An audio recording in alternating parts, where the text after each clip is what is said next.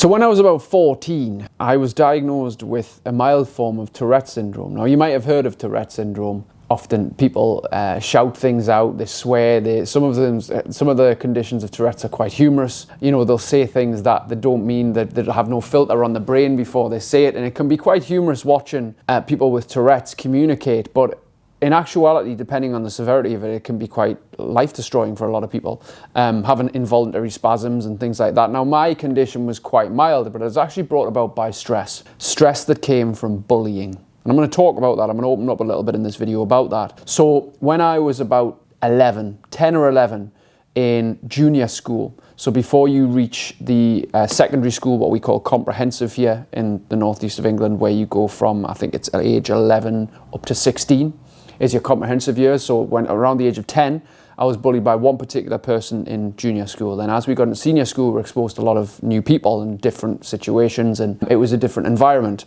And obviously people of different ages mixed. So the bullying became quite worse, because for me personally, when I became 12, 13, I started to listen to alternative music. So I got into Nirvana, don't like them anymore. But then I got into Iron Maiden, and I got into Metallica and Whitesnake and AC/DC and all these rock and metal bands.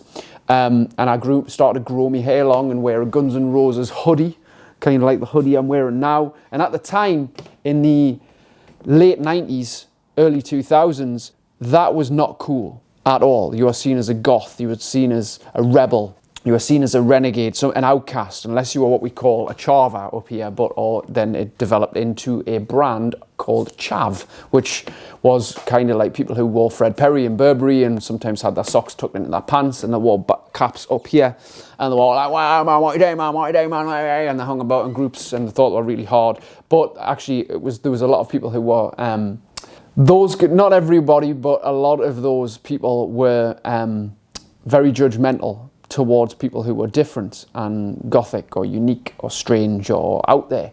And because it wasn't popular to be listening to metal and rock music, it wasn't popular to have long hair as a boy, then you were picked on. So I had things thrown at us. I was tripped up in the corridors going to different classes. I was spat on the bus one time. I was pushed around and shoved around and threatened a few times. There was a time when I went to Newcastle with my two good mates, and we were 13, 14-year-old. There was a gang of about 11, 17, 18, 19-year-olds who were much taller and bigger than us and walked down the street threatening me. And it was a very traumatic experience. And all that accumulated into a feeling of self-doubt, a massive crushing of self-confidence. Because I was a pretty confident kid. I was very up for stuff. I was quite a happy child, had a good, brilliant mother and father. But the bullying in school was something that really had a hard impact on me. And as a result, I developed a tic. So there's a couple of things that happened. One was I had developed this grunt. It was like a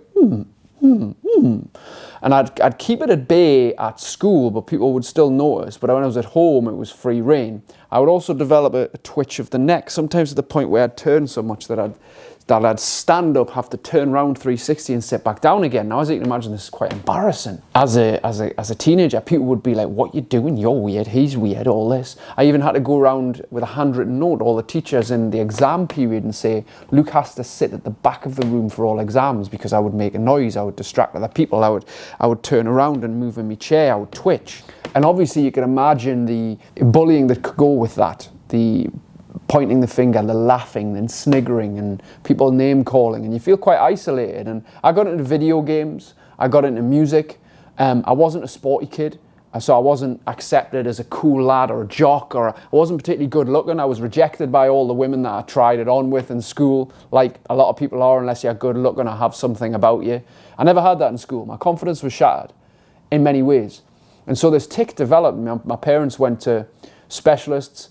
We tried ear, nose and throat specialists. We tried doctors, GPs, counselling. We even tried meditation to try and get us to calm down, because they eventually found, look, he's got mild Tourette's, he's probably very stressed with whatever, and he needs to calm down a bit, and they thought it was video games, they thought it was too much TV, and you're very reluctant to say, I'm being bullied. And I remember my dad asking that question, and I was kind of like a bit hesitant. I don't remember exactly how the conversation went, but it was something along the lines of, look, don't be scared if someone's threatening you to punch them back. You know, don't initiate something, but if you have to defend yourself, do it. So as time went on, I developed a little bit more confidence to speak up for myself, tell other people to fuck off. This is when I was maybe 15, 16, and I started to grow up and be a bit more mature. I started to understand when people took the piss, I could take the piss back and not be as scared. But those foundational years, like 10, 11, 12, 13, 14, like early teens, was quite traumatic. And my confidence was shattered for a lot, right, during that time. But the one thing that really shifted in life for me, that was a kind of a transformational experience, if you will, is study leave of GCSE. When you do them at 16, at the end of your comprehensive years or high school years, you do the set of final exams. Now, in the period of those exams, we were of the age, like I just turned 16, and I was allowed to go into the gym, which was full of weights and, cardio machines and things like that. It was the first time ever you had to be 16 to be allowed to go in. And I went in and I found actually I was all right at this. Compared to the other people that picked it up, I was a little bit stronger physically. I was a little bit more determined to not give up when others were thinking this is hard. And I had my first experience of that. And then we had a study leave where we had 2 or 3 weeks where we were studying for the exams. So I went almost every day in that study leave, and it invigorated this passion, this fire for exercising my body.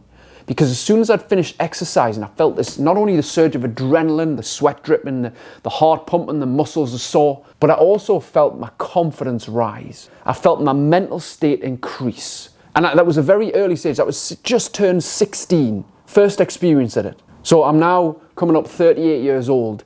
And since that period, I have more or less every week been to the gym at least 2 to 3 times a week since I was 16 years old.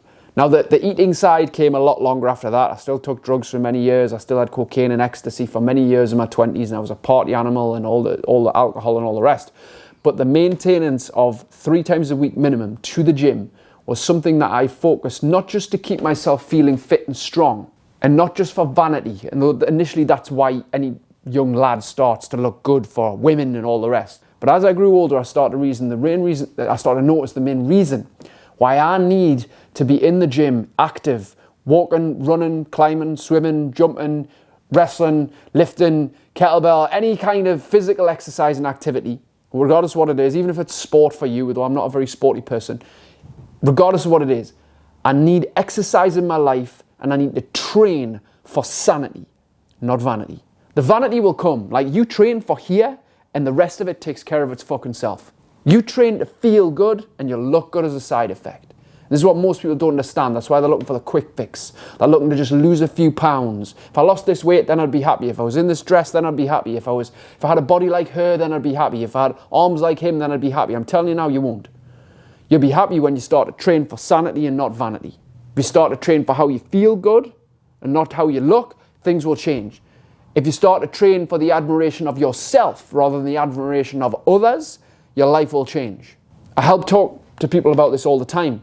Being a healthy lifestyle specialist, and I've done a lot of things in my life, I've only had the confidence and the will to do these things through physically using my body, because mental health needs physical support. My mental health was on a downward spiral once from all this bullying at a young age. Even though I didn't understand mental health at that point, I was anxious, I was worried, I overthought. But when getting a handle on my body, it helped physically support my mental health.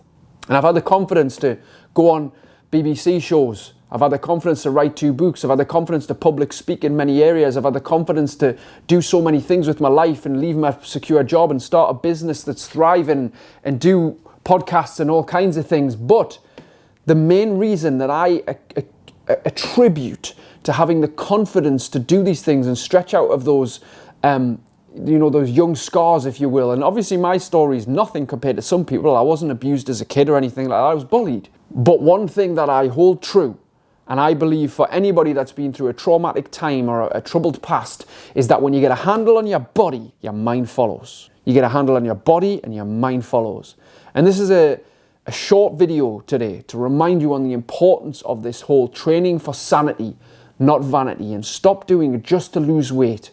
Do it so that you feel fucking great and do it more days of the week than not. It doesn't have to be perfect. You don't have to do it every day of the week. If you want to, great. But if you do something more days of the week than not, it becomes a habit. And a habit turns into a cycle. And we all say that we're in a vicious cycle. That's just because we're so used to doing the wrong things, or the things that don't work for us, more days of the week than not.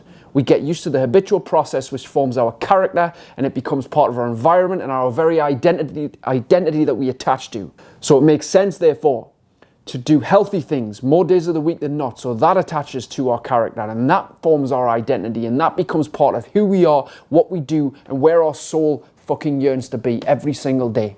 So if you want to be happier, get a handle on your body, because your mental health will thank you for it. I hope you've enjoyed this video. Click the share button. I'll see you on the next one. If you'd like to learn how to create outstanding levels of energy, motivation, and self-control, my second book, Supercharged, the modern day guide to doing exactly that, is out now.